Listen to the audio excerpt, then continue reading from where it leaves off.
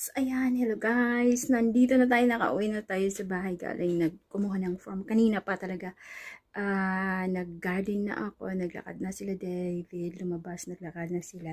So, nandito na si Pepper at si Peanut. Ewan ko kung nasaan si David, nandun busy yata sa labas. Hindi ko alam.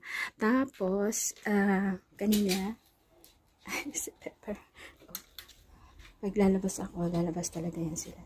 Tapos kanina, nilinisan ko yung ating garden dito na maliit. Ayan.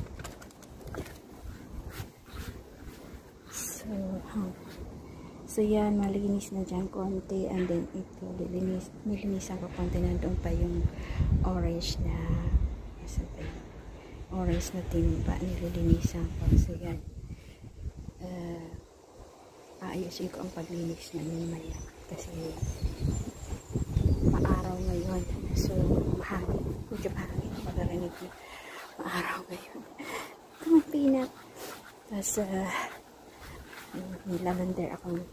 Ang ganda ng lavender. Tatanggalin ko yung mga uga na. Tapos, yan, yung ano na to. Bubulaklak din yan. Tapos yung ating roses na yellow. Yung iba na wala na. Tatanggalin ko yung mga katulad nito. Bubuntingin ko to. Tapos ito magandang bulaklak ito guys. Oh, may bulaklak na oh. May bulaklak na oh. Dalawa.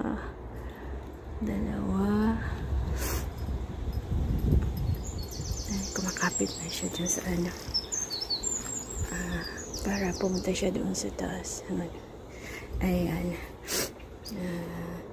Yung ating mga roses, yung iba nalalaya na. Tapos ito, poisonous daw to sa ano, sa kabayo. Wala naman kabayo dito. Tapos yan, ito oh, ang ganda. Wildflower lang siya guys, pero magaganda.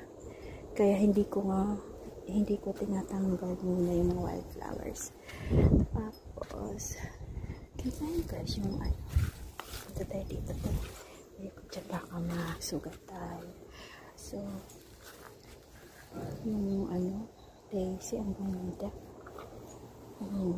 Grabe ang dami dito. Hindi katulad last year na alagang-alaga ko ito. Pero ngayon na wala na talagang gagawin. Trabaho na lang din. Pag maliit na lang yung oras ko sa trabaho or weekend kasi wala naman akong pasok sa weekend. So, dito ako lalagi sa garden. Pag maganda ang araw lang, pag hindi umuulan. Pero pag umuulan, hindi ako mag-garden.